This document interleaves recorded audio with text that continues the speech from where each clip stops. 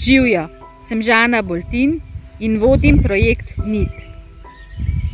Danes pa bom povedala zgodbo o lanu. V naših krajih nas spremlja že vse od časa prazgodovine.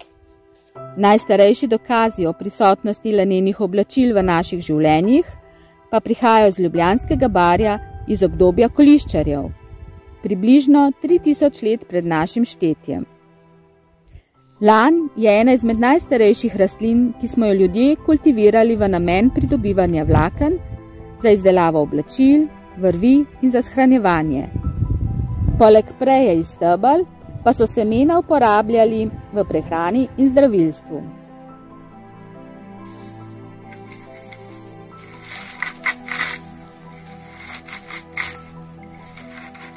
Za dobro rast lan potrebuje kvalitetno in ravno prav vlažno zemljo, zato so ga najpogosteje sejali v dolinah in ob rekah.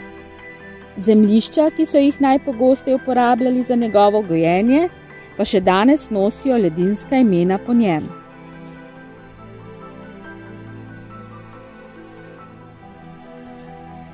Najboljše predivo se pridobiva iz lanu sejanega spomladi, v prvi polovici aprila, po izročilu 100 dni po novem letu. Tak lan se imenuje pomladanski, jari oziroma vigredni lan. V tem obdobju tudi najbolj uspeva, saj so vremenske razmere takrat najbolj ugodne.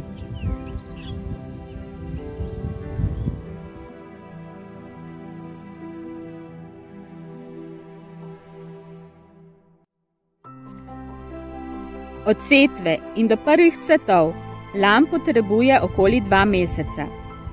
Zaradi njegove prisotnosti in samooskrbne vloge v življenju prednikov so ga velikokrat upodabljali na vezeninah, na svečanih oblačilih in na dekorativnem tekstilu.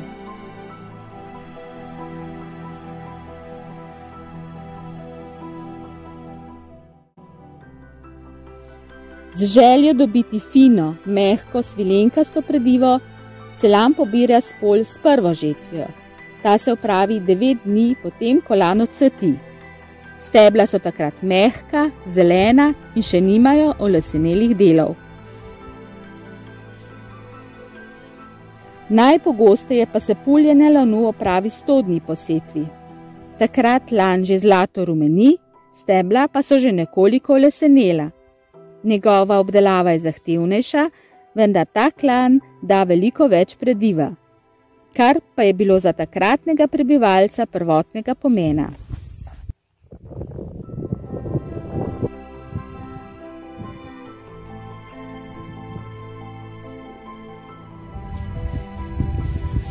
Težko si danes predstavljamo, da bi, ko bi potrebovali nova oblačila, šli namesto v trgovino na njivo, posejali lan, potem še naslednje leto predli in tkali, da bi prišli do blaga za oblačilo.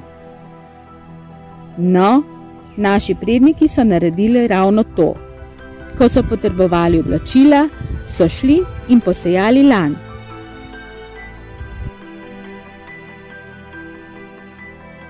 Od ostalih rastlin se lan razlikuje po tem, da se ga v celoti predela.